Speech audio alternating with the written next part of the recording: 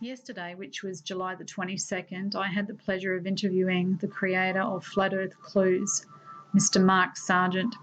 Mark is currently visiting, quote unquote, Down Under, as he is cast in an Australian mobile phone commercial. I was hoping to meet Mark in person, but the commercial is being filmed in Melbourne, Victoria, which is in the southern part of the continent, and I'm in Queensland on the east coast. Because Mark's only here for a few days, it was impossible to have a face-to-face, but I appreciate Mark taking the time out to grant me this interview over Skype, which after a few technical issues on my end, turned out to be a lovely long chat. I hope you enjoy this episode of Caravan of Consciousness. All right, so first of all, I'd like to thank you, Mark, for making yourself available for me. Yep. So I'm Down Under. Yeah, this is my first trip to Australia, and I'm sitting in my hotel room in Melbourne.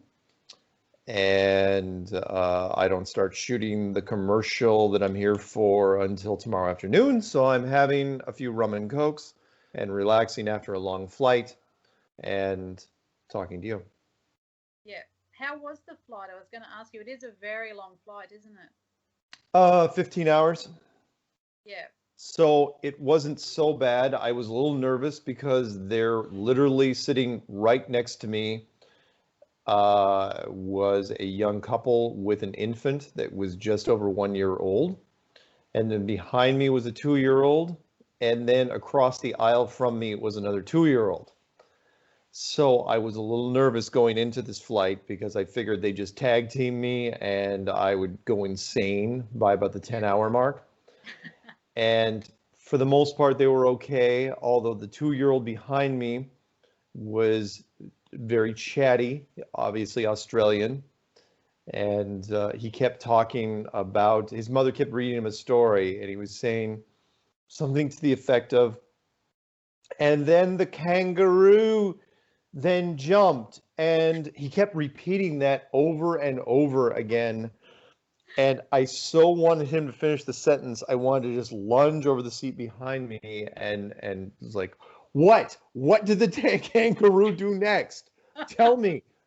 And he never did, but he was okay. I mean, he was a very sweet kid, and his mother was, I think, Russian, definitely Eastern Bloc. And the infant, oh, thank God, the infant was mostly behaved, and the parents did everything they could to make sure. I mean, it's a long flight. I mean, they literally, it's never happened to me before where they set up the crib literally because I was right next to the barrier wall and they put in a crib. I mean, the crib was 3 feet. I could reach out and grab this child's ankles from where I was. And I'm thinking, this kid's going to freaking lose it sometime during the flight and I'm not going to be able to get a wink of sleep. So anyway, it was fine. We got through the flight and it went actually quicker than I expected, and customs was easy, and I haven't even been here that long. So I went out and got some groceries and had some lunch, and now I'm just waiting for the shoot. Yeah. Oh, that's great. Yeah. Well, it's actually a shorter flight than I realised then, because I went to the UK back in 2012 because I'm originally from the UK and I came out in the 70s when I was a kid. Yeah. But we came out by ocean liner. But I went back in 2012, my sister and I think it was about 23 hours. But we did a stop at Singapore for a supposed fuel, depending on where people sit with the whole fuel on airliners goes. But yeah, we stopped at Singapore and also at Dubai on the way over. And then on the way back, we stopped at Dubai. We went from Manchester to Dubai and then Dubai straight back to Brisbane. Dubai is one of those stopover points if you're going to the Northern Hemisphere for Southern Hemisphere flights. Dubai is like this weird stopover, mostly for fuel. When you go from Los Angeles to Australia or New Zealand, there's nowhere to stop. You got nothing.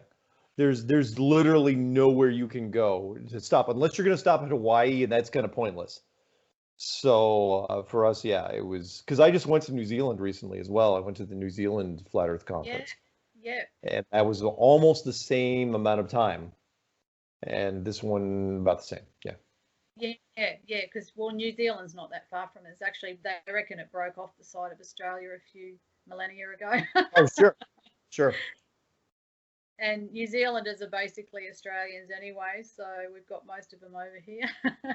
Yep. So, yeah.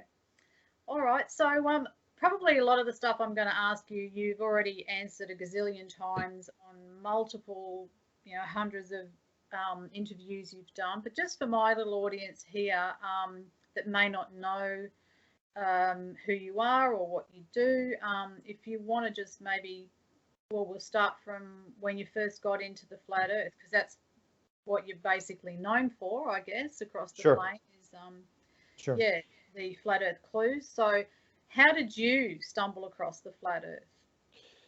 I got into it because of something I like to coin, which is conspiracy boredom.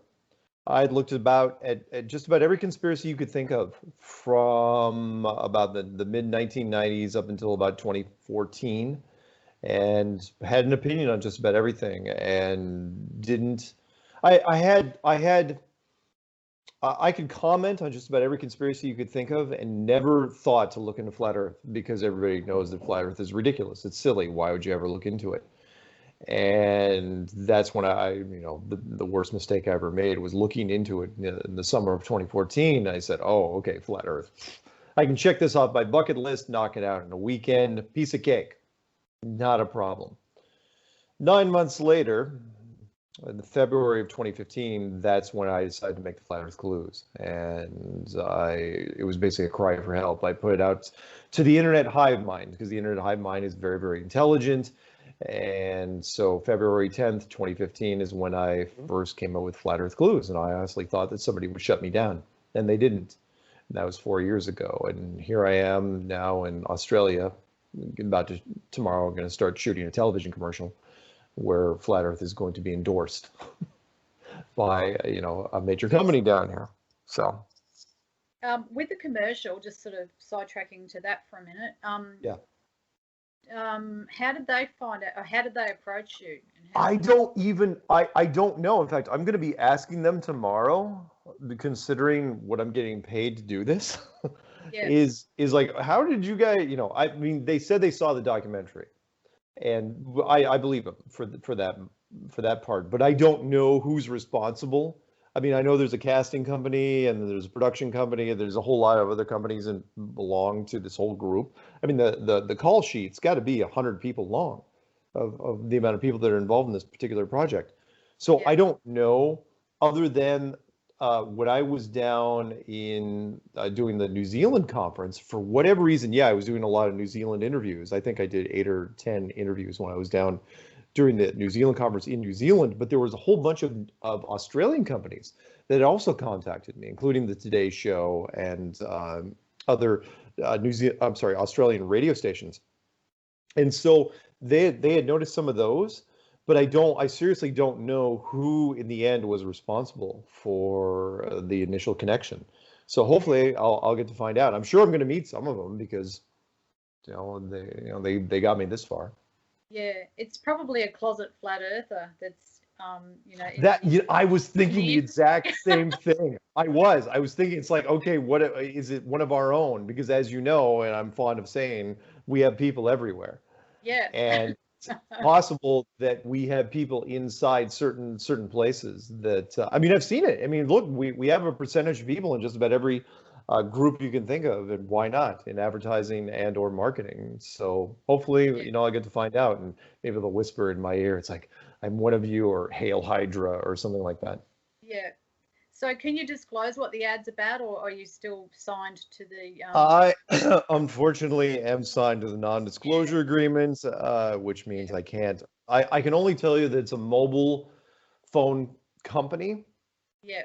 And I did a mobile phone company ad about 2 or 3 years ago as an extra here in Brisbane. They closed off all the streets in the city, which, going back to what we were talking about before about conspiracy theories, it's easy to understand all these events that we see on TV, like the one in Melbourne and the one in other cities around the world.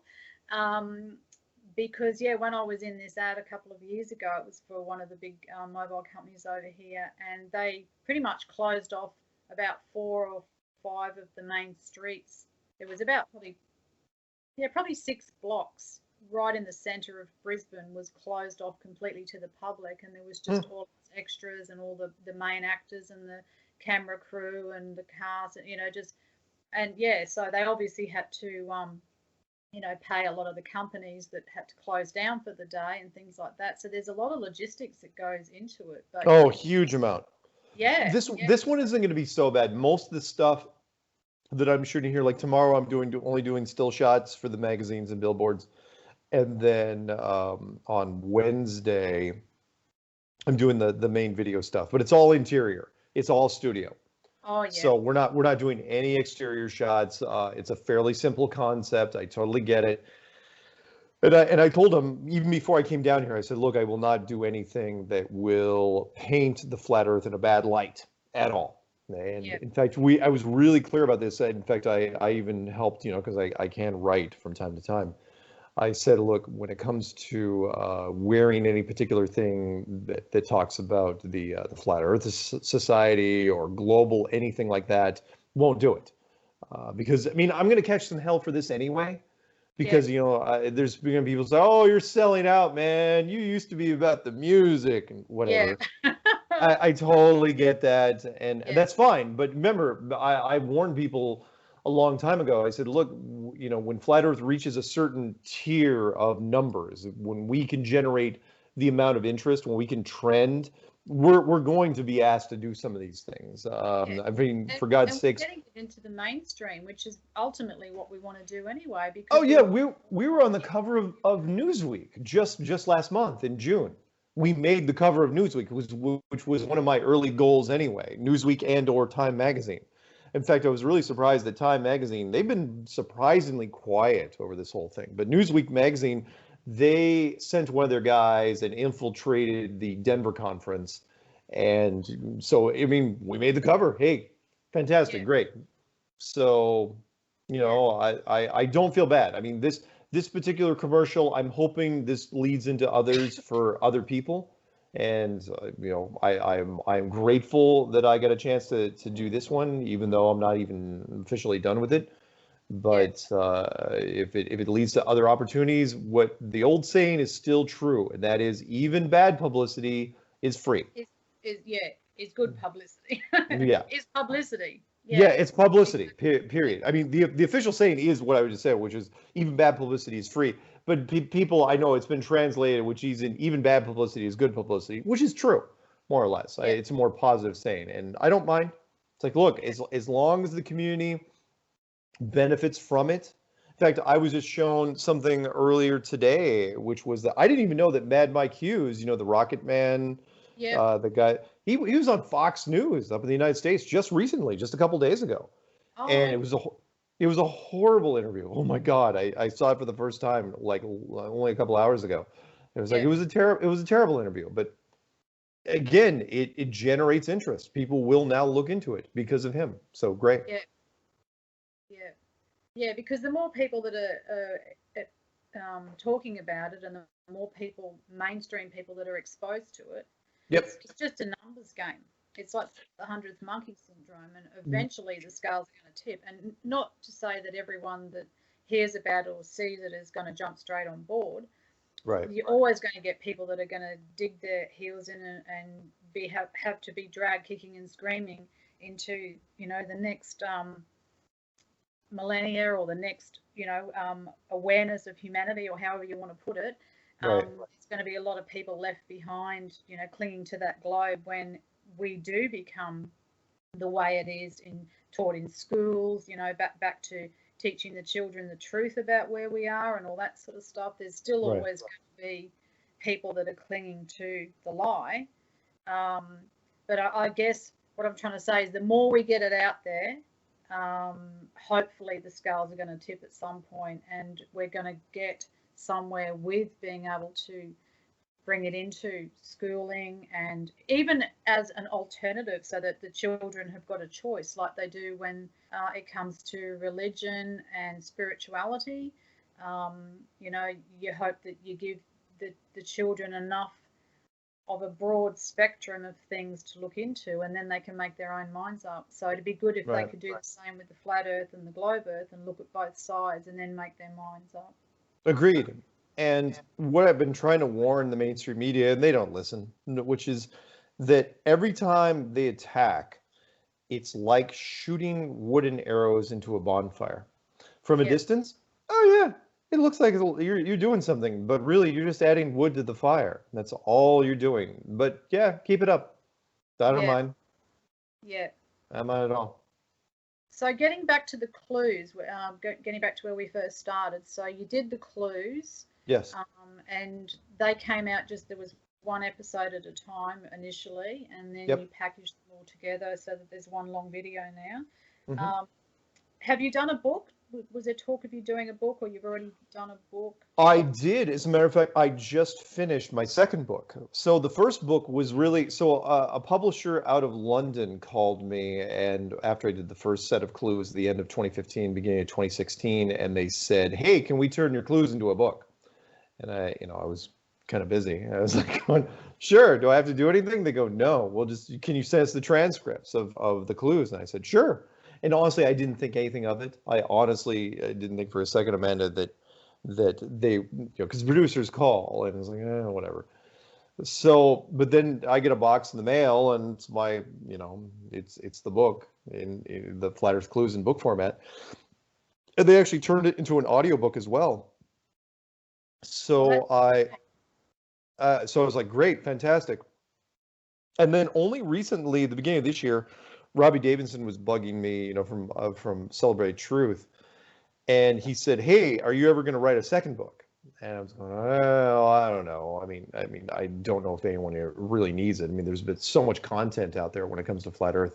But I did. I wrote one. I wrote a book called Flat Earth Clues: End of the World, which is part of a trilogy, but I won't get into the trilogy part right now. And in fact, it just went off to press maybe 3 days ago.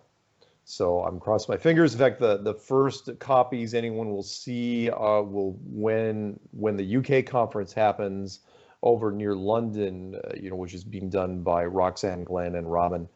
That's when I will do the whole second book thing. In fact, when I get back from this thing, the only reason, when I get back from the whole Australia thing that I'm doing now, I have to literally go right back in and start recording the audio version of the second Flat Earth Clues. So hopefully it'll turn out well, and either way it'll fuel the fire.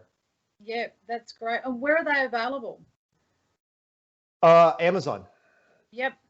It's being done. In fact, the first book you can find, it's from Boogles, Booglez Publishing out of London, and it's on Amazon. The first book is called Flat Earth Clues: The Sky's the Limit, which is basically just the Flat Earth Clues. And then the second one is called Flat Earth Clues: End of the World. And it's sort of a play on words, because, a lot of people that criticize stuff when it comes to flat Earth, they always want, the edge of the world, the end of the world. In fact, it was really done because National Geographic, when we did the big interview, they were criticizing me, and they didn't use it, they asked me the questions. They said, isn't it they asked me, said, what happens if flat Earth gets beyond your control? It's like, not that it's in my control anyway. But they said, what happens to medicine? What happens to technology? Is it possible that flat Earth will usher in a new dark age? And I said, really? Dark age? I go, that seems a little heavy-handed, but I think it's going the other way. It's like, okay, I see what you're doing here, but they didn't actually use that in the segment. So that's what I put out there, which is, okay, does flat Earth mean that society, the civilization as we know it, is going to go through a change? It's like, yeah, I do think that. Yeah. I do think that we're going to go through a change. Do I think it's the end of life? Not necessarily. The flat Earth community has been fairly passive so far. It's not like we're burning down libraries and stuff like that. Yeah. So we'll see. I think if anything, it's making people more aware. And I agree. And to look at being self-sustainable and getting back to basics, unplugging from the matrix, so to speak. Yeah. Yeah, like getting people into more holistic lifestyles and things like that. So Agreed. that's not a bad thing. So yeah, I was actually thinking about well, I've already written one book. It was actually my memoirs that I wrote, but that was before I knew about the flat Earth. But I did when I was editing, because I'd already got into the flat Earth. I think I was a bit of a late starter there. I think I was about mid 2016. Mm. And I was still in the editing process. So I actually went through and took out all references to globe or global and changed it to the world. Or I don't think I actually was as brazen as putting the plane or anything. I didn't want to scare my potential readers off at that stage. I wasn't quite as vocal as I am now about it all, and I was still very, very early stages looking into it myself. But anyway, so that's an aside. So that was my memoirs called Returning Home. But the second book, I've got two other books up here. One's on astrology, because I've done astrology since the 90s, so I wanted to do an astrology book. But I also wanted to do one called Global Meltdown. So, Nice. well, that's the working title of it, is Global Meltdown. So basically, again, it's touching on pretty much a lot of the different conspiracies. I'll use that term loosely, or actually in the correct term that it's meant to be. Yeah, everything from the banking system to chemtrails. Not that I'm still unsure as to what they are or what their purpose is, but I know there's many different thoughts, and I think it could be a cross section of a few different things. So my book's not really going to have definitive answers for people, but it's basically just my take on what I have researched and what I have found and what I think or feel about what I've sort of opened up. So yeah, Sure. so that's what I'm going to try to do. Yeah, so Global Meltdown, sort of same sort of thing. Yeah, getting away from the globe, and because they were talking about the global meltdown in reference to climate change and the greenhouse effect a few years ago. So I thought that was a double whammy there. Yeah. So yeah. So I just got to put my glasses on so I can look at my notes. Okay. So when you first realised that the Earth was flat, did you go through the same things that most of us go through? Like, obviously there was initially the disbelief, but did you go through the depression or the anger about being lied to? You know, like, did it really sort of upheaval your sort of life for a few days, weeks, months? It was a little different for me because, well, first off, I researched it for about 9 months, but it was a little different for me because I love the globe icon. I was one of the first. In fact, I'm probably the only guy that could actually say that one of his hobbies was collecting maps and globes. I collected antique globes, for example. That was one of my little hobbies because I had considerable disposable income. And so I did. I would go on eBay and search for these globes. I love the globe icon. Thought it was fantastic. I love the Mercator map. And so when I finally saw this, I remember, there was this moment where I was just staring at the screen, just banging my head on the keyboard, going, there is no way I could have missed this, right? It was like the ultimate street magic. It was the ultimate con that I had fallen for, and luckily I caught it. Better late than never. And it's like, oh, really? Really?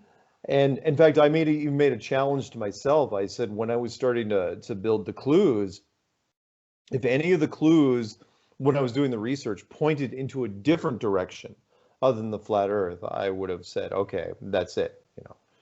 Flat Earth isn't worth my time. But they kept all pointing to the same thing. Yeah. And that's when I knew, it was like, okay, maybe there's something to this. And I kept having people calling me, contacting me, especially the subject matter experts from all the branches of the military, and pilots and air traffic controllers and engineers. They kept saying the same thing. It's like, you know what? This isn't that crazy, even though it should be absolutely crazy. Everybody knows it. But the thing is, here's the big key here, which is, why does everybody think it's insane right off the bat? Why does everybody have that knee-jerk response, including me? It's like, from an yeah, early age. it's absolutely conditioning, which is we are shown it. It's the only thing we debunk to children. It's the only thing. We don't teach children about JFK or 9/11 or Boston bombing or Pearl Harbor or any of that stuff. We don't care, but we absolutely, it's like, especially in this country, in my country, it's like, okay, here's the American flag and here's the globe. Yeah. That's in the corner of your classroom. Yeah. Doesn't matter what else. Christopher Columbus was going to fall off the edge of the world until he found the Americas and proved that we lived on a ball. Yeah. Yeah. It's classic conditioning. It's like, look, if it's in your classroom for 12 years, I mean, the CIA pays top dollar for that sort of conditioning, and we give it to the American kids for free. Yeah. And it's amazing how quickly people just keep, in fact, it's something I came up with recently, which is the American flag sits in their classroom for 12 years. And after 12 years, there's a bunch of kids that go off to the military to fight for that flag because of it. And right below it is the globe. What's the difference? Not much. This is where you live. This is where you live. And that's all it takes. So people have that knee-jerk reaction, which is, and it's something I've been building in my speeches recently, which is and I know it's a line from the Truman Show, the 1998 movie with Jim Carrey, which is, we believe the world that is presented to us. Yep. And that is like little things, like, what year do you think it is right now? Well, it's 2019, right? Well, so they say. Well, that's just it. Well, according to whom? Well, and according to what exactly? Why is it 2019? Is our world 2019 years old? No, of course it isn't. Is our civilization 2019 years old? No, I mean, the Hebrew and the Chinese calendars are at least double that. Yeah. So why do we keep referencing it as 2019? Well, it's because of the calendar that was proposed by the Europeans some years ago. And then I say, okay, well, let's take it one step further. So if I say it's 300 BC, what does BC stand for? Well, before Christ. We all know that, right? And if I say, okay, it's 900 AD, well, that's after death, right? No, yeah. It's not after death. It's actually Latin for, I think it's Annos Domini, and which is in the year of our Lord. And it's like, where did after death come from? It was just something that was passed down. Yeah. Nobody even, after death is not even the official title. It's just something, if it's passed down from generation to generation, it's just something we are indoctrinated to. Yeah. So so when people say, it's like, look at your calendar, it's like, it's 2019. No, it's not. It's 2019 is just a date that was just slapped on a sticker somewhere, and now it's in all your calendars. That's all it is. Ask the China. Sorry, what? Sorry. Oh, even when you look at the months of the year, you've got October, which Oct is the 8th month, and September, supposedly the 7th month, if you look at it that way. So, and I think, was it July and August were actually inserted by the Romans? Sure. Julius Caesar, Augustus. The Roman Empire never really died. As much as people like to say they died, no. Yes, their military force was retreated, but the culture never died. It just expanded into everything and to where it is now. So the bottom line here is that we believe that the world that is presented to us, and when it comes to the globe, that is just something that has been there for a long, long time. And so when people say, well, no, I couldn't have gotten tricked, it's like, no. You never had a chance. You were born into this. It was your fathers and their fathers and their fathers going back 25 generations. Remember, this goes all the way back to the 1500s. There isn't anyone alive, or anyone that even remembers anyone being alive, that has any connection to when the globe was introduced. So it has been thoroughly indoctrinated into people. The bigger question is, why is it coming out now? Why is it being, and I don't want to make this sound sinister with some sort of dramatic overtones, but you kind of probably know where I'm going with this, which is, look, it's coming out because it's being allowed to come out. We haven't been resisted. Google did not stop us. YouTube did not stop us. I know programming. It is easy to stop something like this. And it was not stopped. Even Neil deGrasse Tyson did not bring his A game when he went on television to try to come against it. So why not? There's something else, which is part of what I do, and on top of all the other things I do, part of what my job is I look at the other side of the chessboard. On every given day, it's like, okay, what are you doing? What is happening? Know thy enemy, they say, don't they? Yeah, exactly. Know thine enemy. And it's like, okay, why are you moving this piece over here? I just don't trust it. It's like if you've ever played chess, it's like looking at the other side of the board, and all of a sudden he makes a move, and you're going, you have no idea why he made that move. It's like, what? Why? Well, and that's part of what I do. So anyway, sorry, I ramble. No, that's fine. Because you're right. They could have stopped it. I mean, the amount of censorship that's going on at the moment. I mean, you can't mention certain things like the 911. The minute you start talking about anything like that, or any of the events that go on, like in Vegas or here in Melbourne recently, over in New Zealand, the minute you touch on any of that, they just clamp straight down on you. And even to the point now where holistic health and things that are, opening people's eyes up to what goes on in the pharmaceutical companies and things like that. The minute you start talking about that sort of stuff, they're jumping on, shutting down channels left, right, and centre, and the censorship's just unreal. So the fact is, you say, I mean, yes, they've done it to a degree where when you Google or you put in your YouTube browser now, flat Earth, there is a lot of disinformation that comes up, and a lot of debunking videos come up first. I haven't actually tried it myself because I tend to stick to people now that I have followed for a long time, but I've heard this, other people have spoken about this, including yourself. Whereas when I first started looking at it, because how I got into it was it just came up on my feed. I was, again, like you, a bit of a researcher and into different conspiracies, and I got into the whole David Icke thing and things like that, and the chemtrails, and I already knew about the vaccines and that from years and years ago. But I kept seeing flat Earth coming up in my, the sidebar, and I was a bit like you, flat Earth, what's all that about? Just kept ignoring, and it got to the point where it was there nearly every time I looked at the screen. So I'm like, I'm going to just have a look and see what they're on about, and that's how I sort of got into it. Whereas now I don't think there's that suggestion for people that are researching, unless they really dig or go through pages and pages and pages to find really good content. So they have censored us to a degree, but they could have gone a lot further with it. Yes.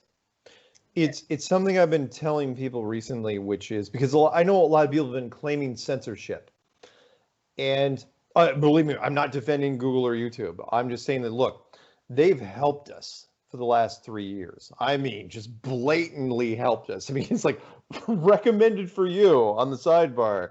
Yes. All these flat Earth videos. There was so many ways they could have just shut that down, and they didn't. Now, some people say, well, they were doing it for money. It's like, well, maybe they were doing it for money, or maybe they were helping us. I think they were helping us for a reason.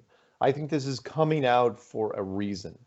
That there's something else behind it. That flat Earth is just the frame, the picture frame, for something, that the canvas that's inside the picture frame that we haven't seen yet, and that flat Earth opens minds up to everything else, to where there's something bigger coming.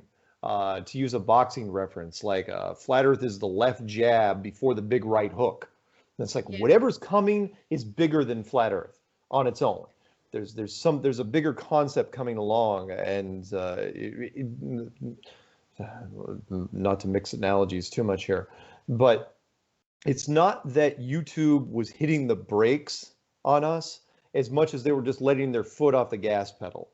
Because look, I mean, everybody in the flat Earth, all the major players that have been doing flat Earth videos for the last 3-4 years, their channels are still up, including mine. So until somebody just goes down, you're like Jaronism or Globebusters or DITRH or D Marble or ODD or so on and so on and so on, unless those channels get just taken down for something along the lines of, because you'll know when you see it. What if they haven't reclassified flat Earth as controversial content yet. Now they say that in some of the government things. They've said that, oh yeah, flat Earth, we're keeping an eye on them and we're gonna try to do this and this, but they're being really delicate about flat Earth compared to other things. Oh yeah, you do a false flag shooting or you talk about 9/11 or something, oh no, they will drop the hammer. Flat Earth they're being really gentle with. And I find it intriguing because every time I see this, it's like, okay, all right, so we're the special case here. Why are we the case in versus everything else? But you're absolutely right. They could have tried harder and they didn't. So why not? Why not? I mean, why talk about Congress? So it's like, okay, we're going to go after 9/11, we're going to go after snake oil salesmen, and we're going to go after flat Earth. But with flat Earth, we're going to recommend, we're going to put some extra links underneath their videos. It's like, why not just shut us down? Why not just close the door? Part of me thinks that if you do that, what happens is if you go after flat Earth, you have to go after every conspiracy simultaneously. Because remember, flat Earth is still the most positive out of all the other conspiracies. So you can't have one without the other. So it's like, okay, if you go after all the conspiracies simultaneously, oh yeah, you will catch some backlash from the internet. Huge, because there's a whole lot of people to like their conspiracies. Yeah, and also I think too, if they did go after flat Earth in a big way, it would just, because now we have become a lot more mainstream and a lot more people that still don't understand it, or they're denying it, they're still hanging on to the globe. Right. But it's in the consciousness of most people now, especially with Facebook and things like that.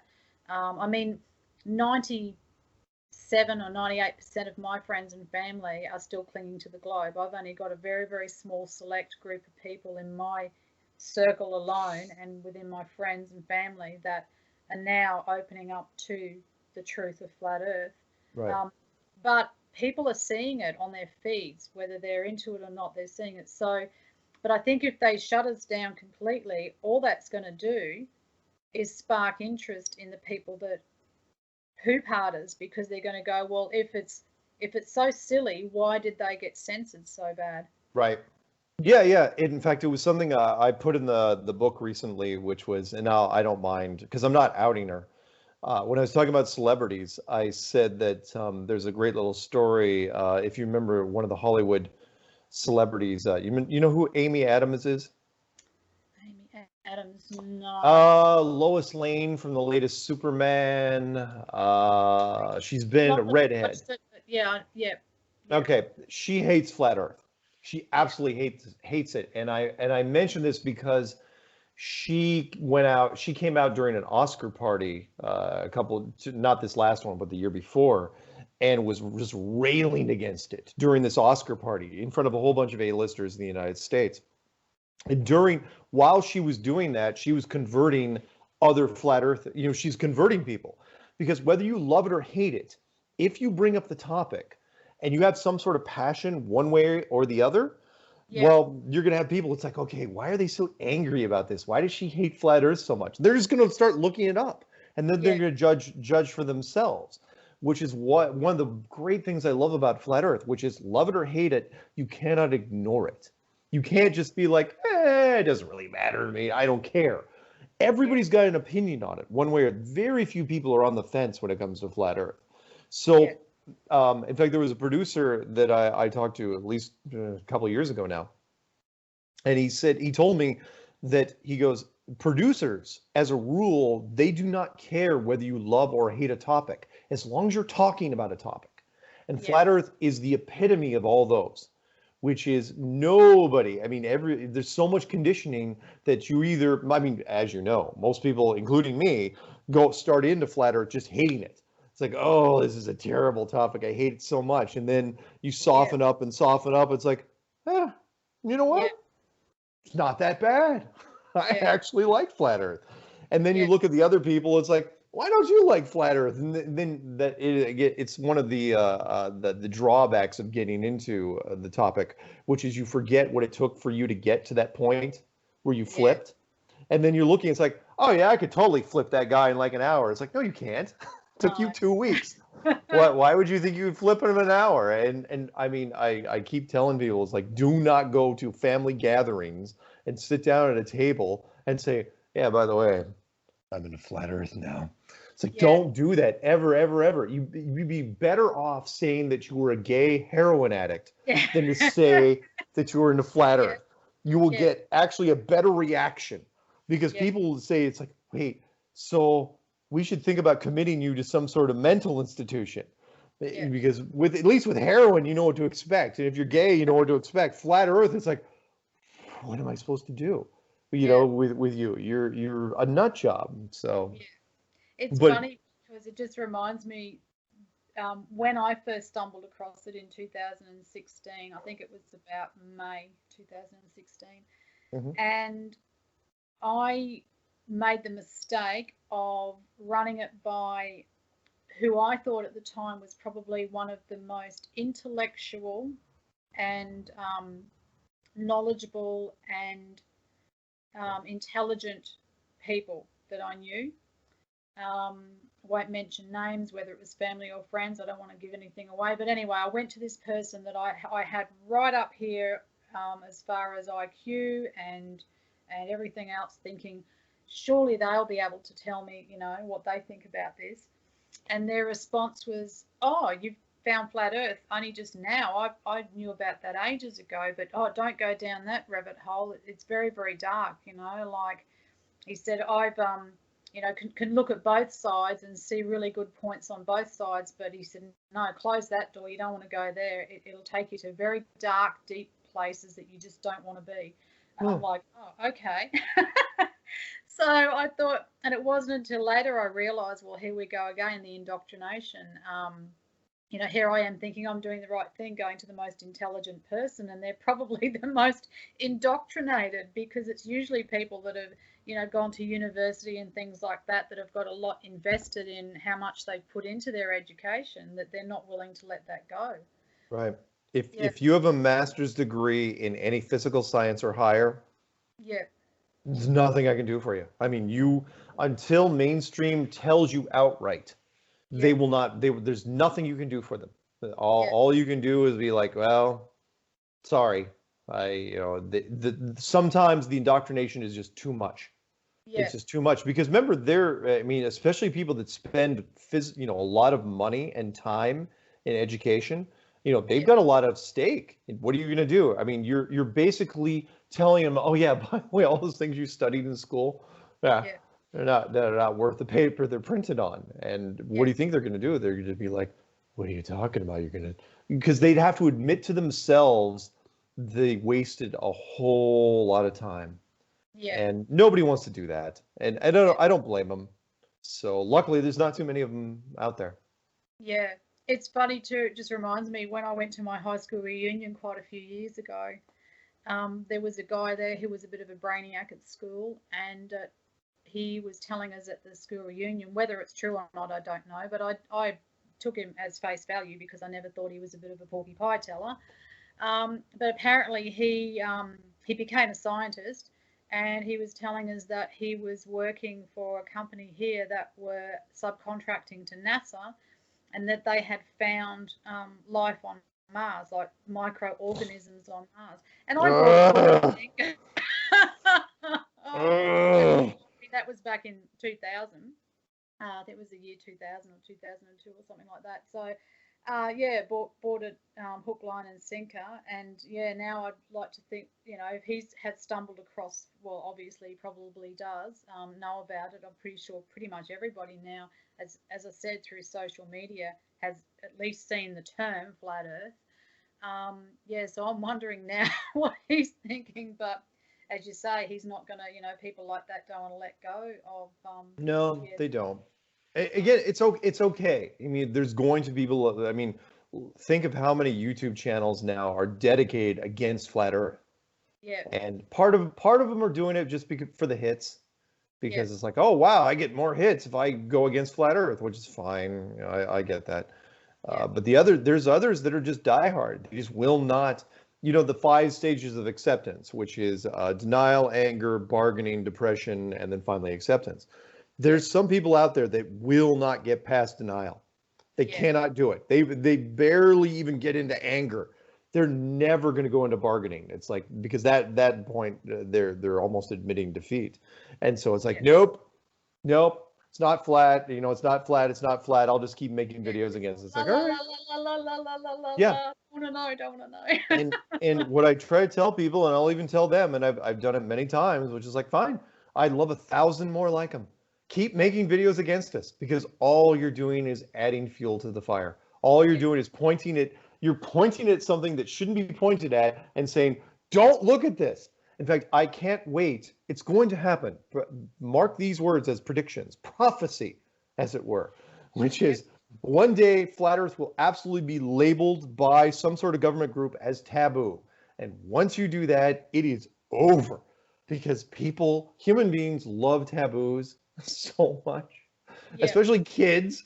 It's like, if you all of a sudden forget about the parents, because I'm already seeing that where, you know, parents are saying, don't you look into flat Earth, and kids are like, I should totally look into this. But if the government actually says that flat Earth is a taboo, well, that's it.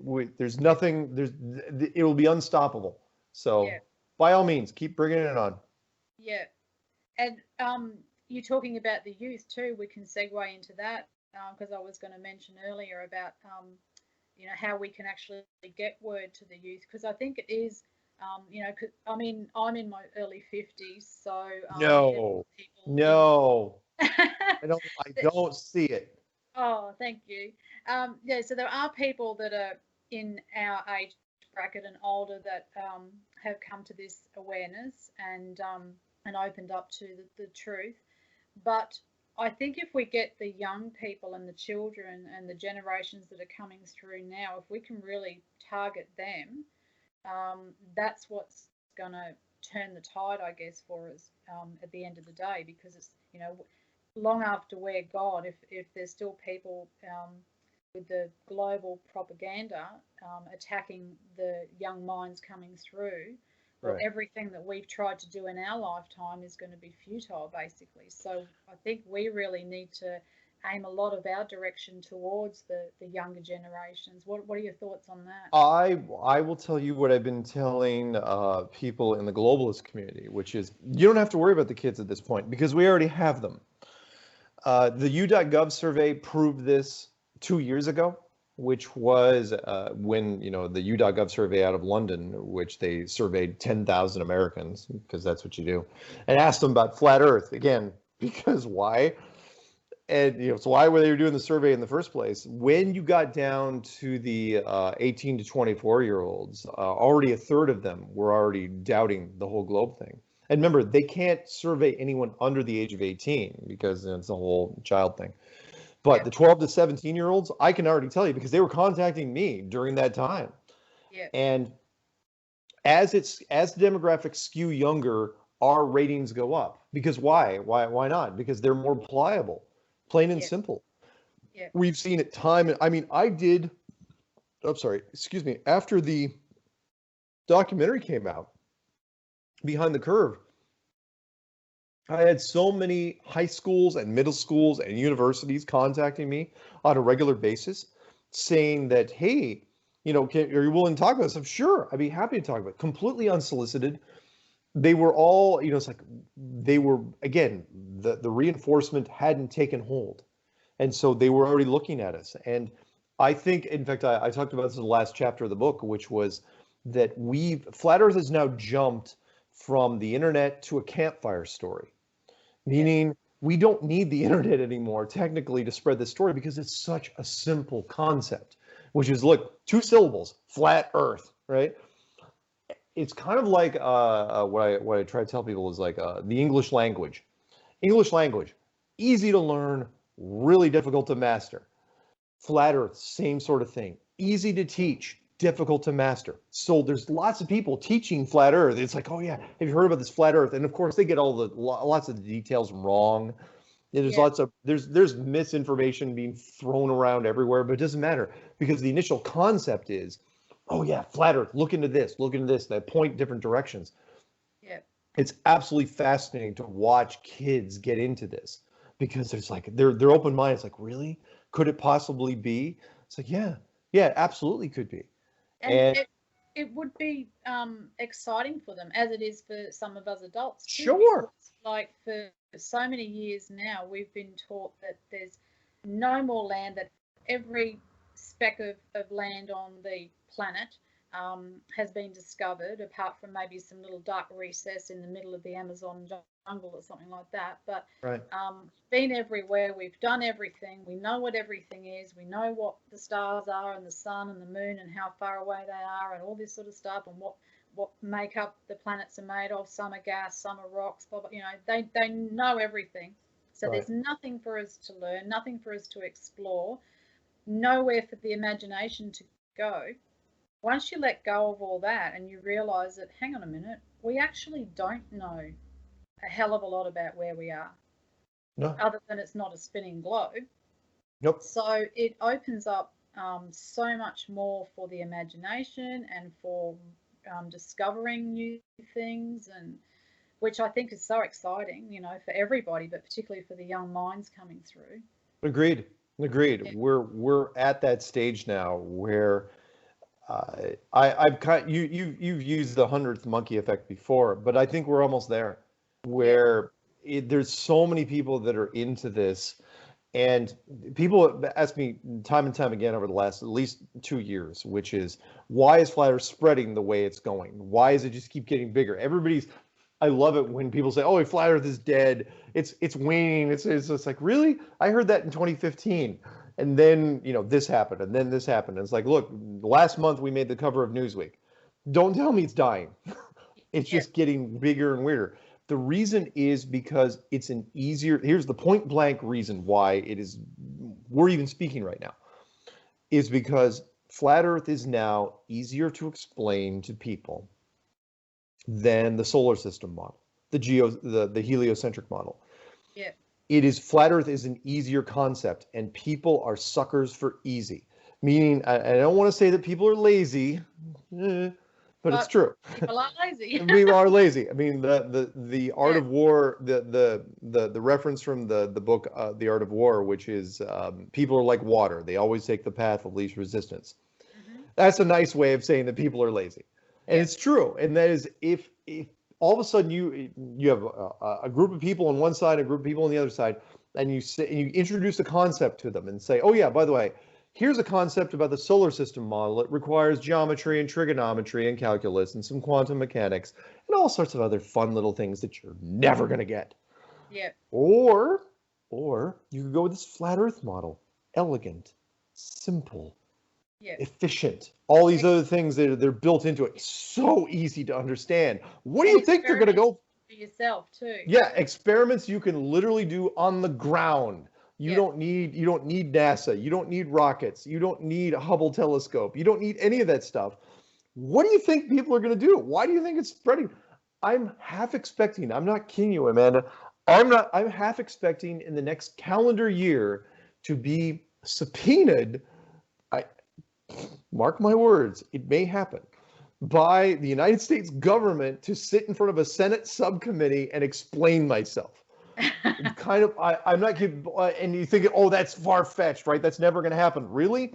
Because if you're old enough to remember Napster, Napster used to be a thing, and Napster was taking over college campuses. I'm sorry, university campuses. Not supposed to say college because it's different outside the United States. University campuses. And then all of a sudden, Napster was brought into up to Washington, D.C., and they were destroyed by them. They were like, fine, we're going to disband Napster forever. And during that, it's like, oh, yeah, okay, by the way, the MP3 is now born, and everyone can steal music from everybody, and that's how it ended. But that's what I think is going to happen with Flat Earth. The United States government, like anything else, is going to react so slowly to this. It's like, okay, we have to address Flat Earth. Because remember, just last year, they brought Google and YouTube into the government. It's like, how are you going to deal with this flat Earth problem? Yeah. And it's like, so it's only a matter of time before all of a sudden somebody gets brought in, and I almost guarantee it's going to be me or other people. I hope it's not me. I Well, hope they bring in Jaren or Glowbusters or Roxanne or some of these other people. But I almost guarantee that it's going to be me because I don't want it to be me. yeah. So, anyway. Well, didn't I hear you on your show the other day on Truth Frequency Radio that you're having to do an affidavit for, is it Zen Garcia? Yeah. Yeah, do you Oh, want yeah. to elaborate on that for people that may not We're- have heard that? Yeah, Zen Garcia, in fact, he's going to court for the appeal process this week. So he made a $15,000 challenge. Hopefully, I'm getting the details correct. A $15,000 challenge to anybody, any globalist that could prove the globe in a court of law.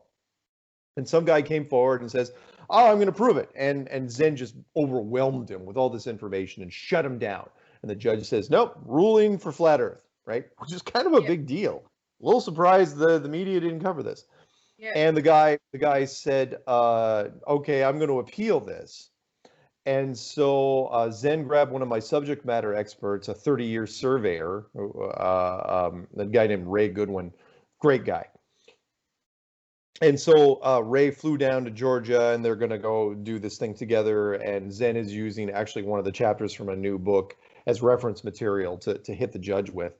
And I'm curious to see how it's going. In fact, it's what day is today? Today is the 22nd. Second, yeah.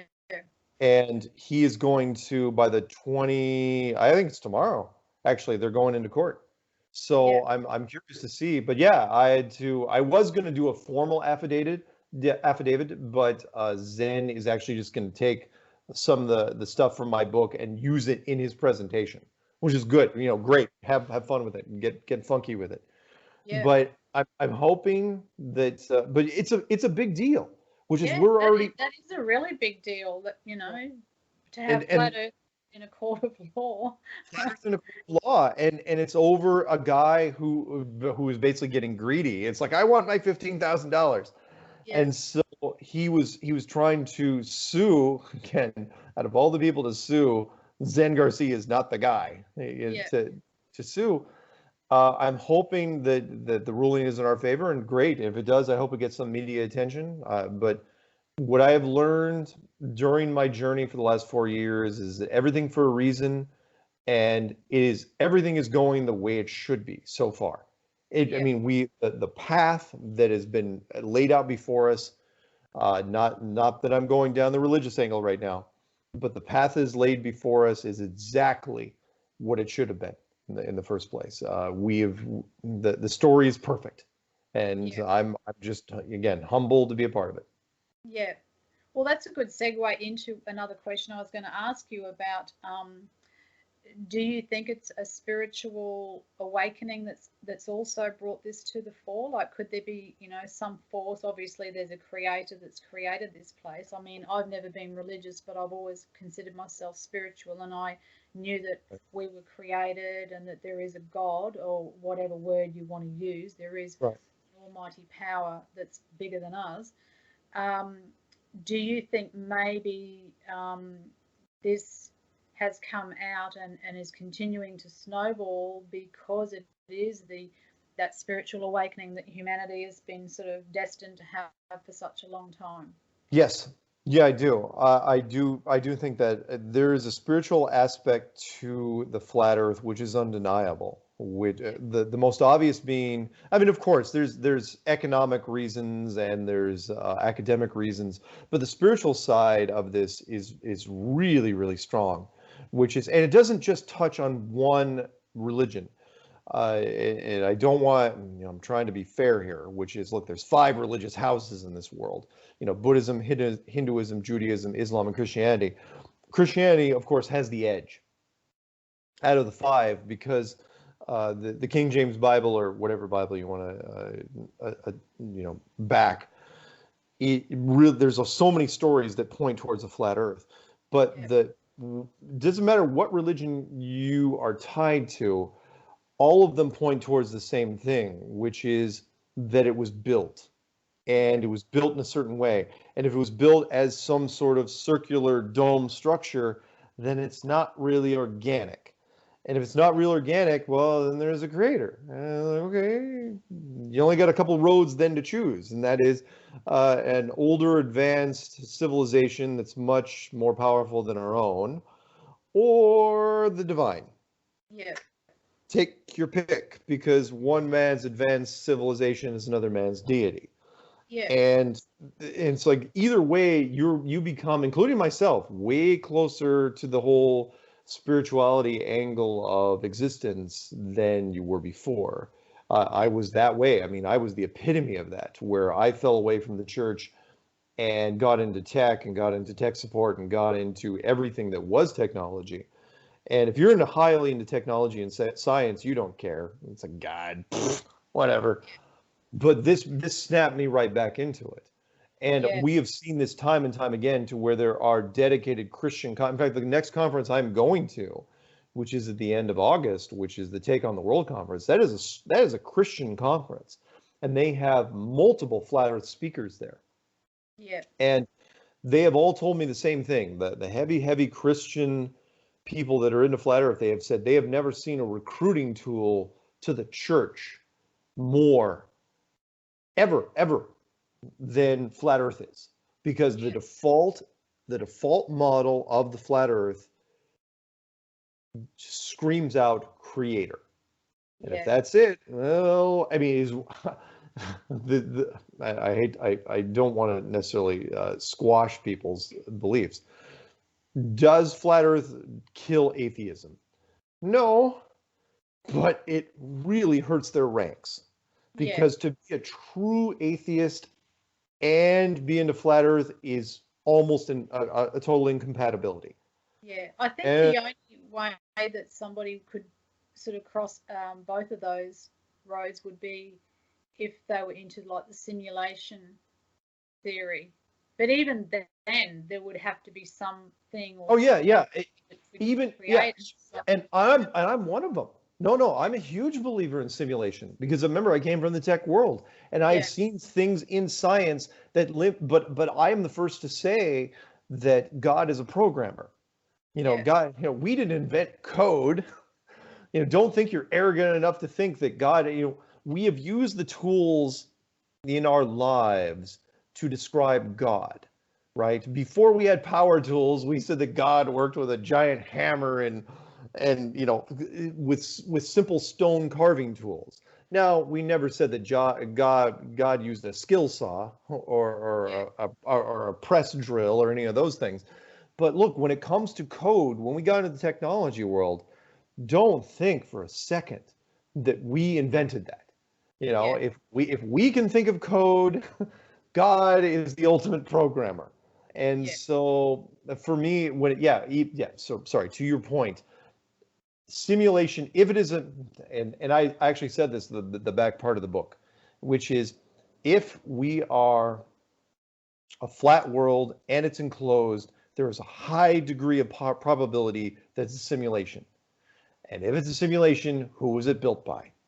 And then you got to pick your poison. Again, it still leads back to the same two paths.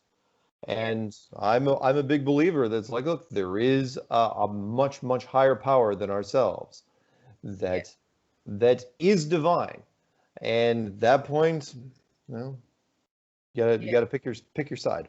And it also, regardless of whether you believe it's a simulation or if it's something else, there's still the question as to what is beyond, like what is on the other side of the dome, or what is underneath, or what's out there, if it's an infinite plane. There's so many questions that obviously we're not meant to know. No, we're not meant to know. And why would we? I mean, it kind of detracts from the whole point. What I like to tell people is like, look, we should only live one world at a time. Yeah. So think beyond that. It's not that it's folly, but it's above our pay grade. We're here to learn something. This is a test. This is a school. This is something for us to gain perspective. And for us but of course, it's human curiosity. It's like we'd love to speculate on. And again, I think we've been indoctrinated to a point to have this thing that we have to have everything answered, because like I was saying before, when we looked at the old way, the globe and the scientists know about, how far the stars are and this and that, and so all the questions were already answered. Right. So we're so indoctrinated to still, if there is a question that we've got, we want to know, we want to get to the bottom of it, and we want to know how it works and how far it is and what it is and what it's made of and everything. So I think that's part of breaking out of the indoctrination, is to be able to say, look, we don't know, and we're okay with not knowing. Right. Well, kind of okay. And human beings, I love human beings for this, which is we absolutely cannot resist a mystery. Yeah. We can't. Which is why, by the way, I think it was designed in the specs that it was, which was, for example, making the globe, creating the globe. I don't think human beings came up with the globe concept. I think it was to lay it. It's way too intricate with all the figures, and like when you really dig into it. And I was like so many other people, I didn't really know the heliocentric model until I actually found flat Earth, and then I had to go back and look at all the actual maths and everything involved in how fast we were supposedly spinning, how far away we were from the sun, and how far, all those things. I've learned so many scientific factoids that I did not want to remember, but I've had to memorize them. Flat earthers have become the new breeds of scientists.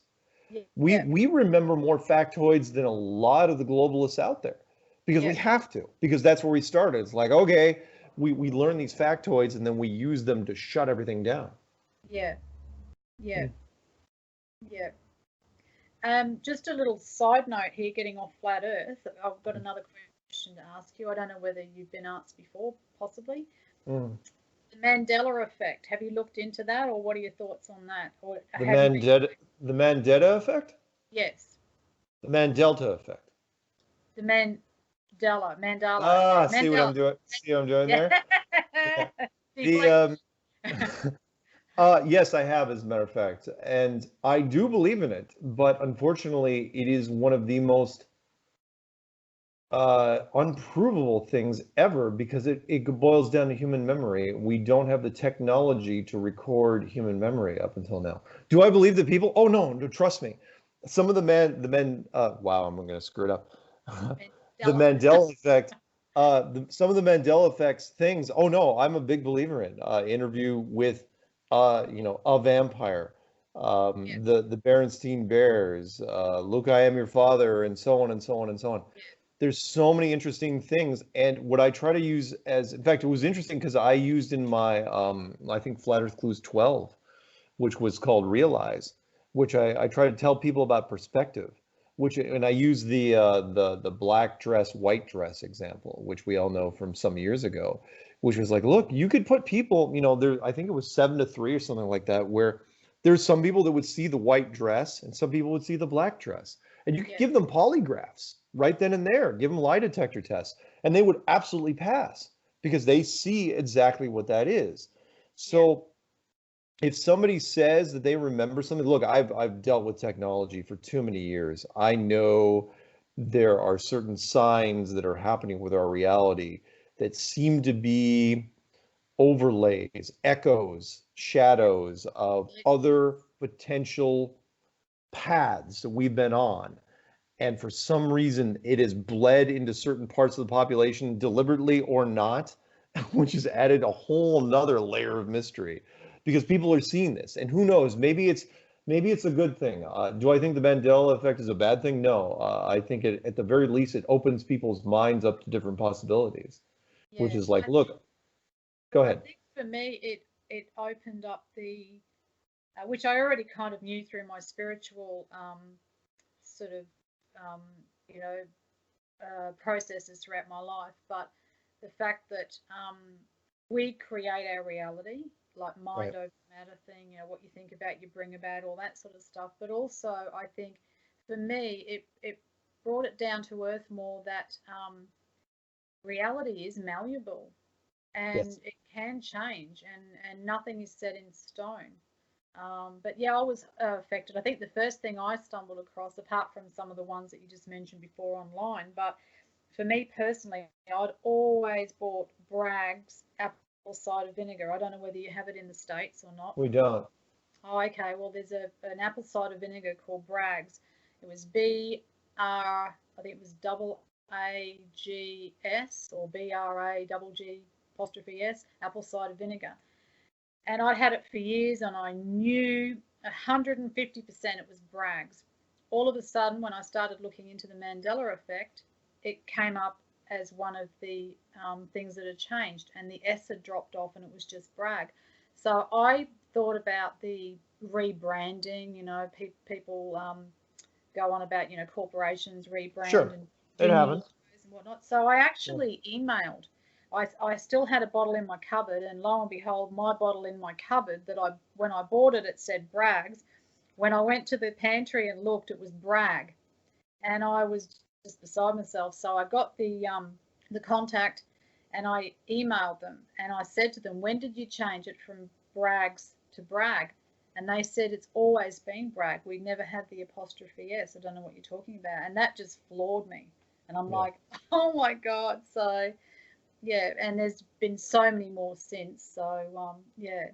There's been a bunch of one of my big loves in science fiction have been time travel movies and alternate timelines. I mean, Groundhog Day wasn't the first movie to touch on this subject. There's been other movies in the past and other movies since that have touched on this subject. But it's fascinating because, again, it can't be proven, because when you make changes like that, there's no evidence. You don't have one bottle saying Bragg and the other bottle saying Bragg's. Yeah. You can't ever allow that to happen in reality, because then people would just lose it. They'd be like, why? How is this even possible? There'd be an inconsistency there, because then you have to go to the corporations, like, we have no idea, and things would start to break down. But do I think it's real? Yes, absolutely. Do I think the Mandela effect is a real thing? Do I think it's part of the mystery? Yes, I do. Do I think it's going to be resolved anytime soon? No, I do not. Yeah. Yeah. So. And there's a lot of bleed throughs, even though we can't prove things, but there is a lot of bleed throughs, like with Sex in the City, because I always remember. Oh, Sex in the City, yeah. And there's so many, because I was a big fan of King of Queens, the American sitcom. Yeah. Kevin James. And there was an episode that I watched a while ago. I've watched all episodes probably umpteen times. I love that show. But there was one episode where there was mention of sex in the city. And I thought, and they actually said in the city. And by this stage, it had already been and the city. Because I thought I'd misremembered when I heard Sex and the City. And I don't remember at what time frame this was. It was a few years ago. But right. I do remember thinking, oh, that's strange. I always thought it was Sex in the City. Maybe I just misheard it. And it's always been that. And I didn't think much more of it until all these years later I stumbled across the Mandela effect. Sure. But then I saw these little residues come through. I think there was another one. There was a roast of Donald Trump, and I can't remember which comedian it was, but they actually referenced Sex in the City rather than and I thought, well, these people that are on TV, or these script writers that are writing these sitcoms, they're not going to write the wrong title. So yeah. Let me give you a tech support reference to this, because I can boil it down a little more simply. When I was doing, because I tried to do things about as efficiently as I could when I was doing the tech support stuff all the way back in 2000. And if you use like a simple Word document or Notepad document, and you save things over and over and over and over again, some weird stuff starts to happen when you're formatting. All of a sudden, so like if you clear out that Word document, if you use it as basically your dry erase board, and you clear it out every once in a while, and then you write new stuff, and you just keep saving on top of that document over and over, you don't make a new document. Eventually, you'll start getting ghosting effects on it, where all of a sudden weird stuff starts to happen, where older messages start to happen, or the formatting will be out of place. And it's like, and you could go to any programmer you want, and they'll say that's not possible. And yet it is. In fact, there was I think it was a British comedy show, and I can't remember the name of it off the top of my head, but one of the jokes was, even to this day, with computers, right? It's like, oh, have you shut it down and restarted it again? right? It was the rebooting process. So have you Yeah. rebooted your computer? It's like, it's 2019. Yeah. Why does rebooting your computer fix things, Yeah. right? And software people, they just throw their hands up. It's like, I don't know. It just does. Yeah. And that's what happens. In that right there is the Mandela effect, which is there's no reason for it to happen. It just happens. It's happening. Yeah. But in our world, it happens because you're doing things over and over and over and over again. You're making subtle changes to something, and it seems like everything should be fine. But in the digital world, in the virtual world, that's not how it works. There's some weird little lingering magic, as it were, that's still there. Some little sparks that change things, and that seems to be the Mandela effect. Yeah. Something has changed, and if you want to use the Matrix reference, fine. The Matrix reference from 1999, which still is 20 years old, where the whole black cat. It's like, wait, was it the same black cat or was it just another cat? And it's like, well, I don't know. I think it was the same black cat. And it's like, why? It's like, well, deja vu means they changed something. Yeah. And I believe in it. Absolutely believe in it. Yeah. So. Yeah. Great. All right. Well, I suppose we better wind it up. Okay. Family out there waiting for me, and my daughter. Oh, okay. Well, I don't want to keep you. So, well, we had a bit of a hold up trying to get on because of all the technical problems I had at this end. But I just want to thank you again for your time. And maybe we can do this again another time and sure. Touch on a few other things and whatnot. Happy to. Got more time, but and you're probably tired too after your flight and whatnot. I'm gonna wind down, finish up what's ever left of my movie, and then crash. What time is it here? It is. Almost 8 o'clock. Yeah. No worries. All right. Well, thanks again so much, Mark. And just quickly for people that may not know who you are or where to find you, which I'm sure there's not many of those left across the plane. But do you want to just give your details as where people can find you? Sure. My name is Mark Sargent. I'm the freshman recruiter for Flat Earth University, metaphorical, of course. And you can find my stuff. Just Google Flat Earth Clues or type in Flat Earth Mark Sargent into any search engine. You'll find my stuff. My channel is called Mark Sargent on YouTube. The book is called Flat Earth Clues. The audiobook is called Flat Earth Clues. And you'll get there. All my contact information is out there, so feel free to drop me a line. And you've got a radio show? Oh, yeah. This radio show is called Strange World on Truth Frequency Radio, which I have a lot of fun doing. And there's a lot. I mean, just come on. You don't have to focus on me so much as there's a lot of Flat Earth content out there. Just look for it. You'll get past the stuff of just general news agencies making fun of Flat Earth, and you'll find some wonderful channels that are out there. And look into the conferences, look into the meetups, look into the people that are going above and beyond. There's a massive, wonderful community that I think would welcome anyone. Yeah. Great. Thanks very much for that. I'm hoping to have a meetup here soon. I actually missed my opportunity to have one with Santos Bonacci. Oh. He was living just up the road. I did an interview with him a while ago. I actually got to meet him in person and interviewed him. But Cool. He's recently moved back down into Victoria, probably not far from where you are at the moment, just for a little while. And I think he's doing some healing over in Bali. He's had some health issues and things, so he's on a little bit of a hiatus at the moment. He's doing a few things. I think he's done a couple of podcasts with Charlie Freak from Freak Sense TV and whatnot. But Cool. He's just a wonderful person, and I'm hoping that he's going to be back in Queensland in the not too distant future, and we'll be able to have some more contact with him. And but I want to try and get some meetups happening, because just quickly before we go, I think at Zoom Truth have got that app now where you can register where you are on the plane. And you can hook up with other local flat earthers. So I've done that, and I've actually found a few on the Sunshine Coast here and around my areas. So which is very good. Yeah. So I'll be hoping to have some meetups soon. All right. Well, thanks again so much for your time. Thank And, you. yeah, have a wonderful time, even though it's only a short time while you're here down under. I will. Yeah. I'm hoping I can, I might be able to see the city a little bit on Thursday, but I'm happy to be here. Yeah, okay, great. Thanks, Mark. All right. Have a good night. All right, you too.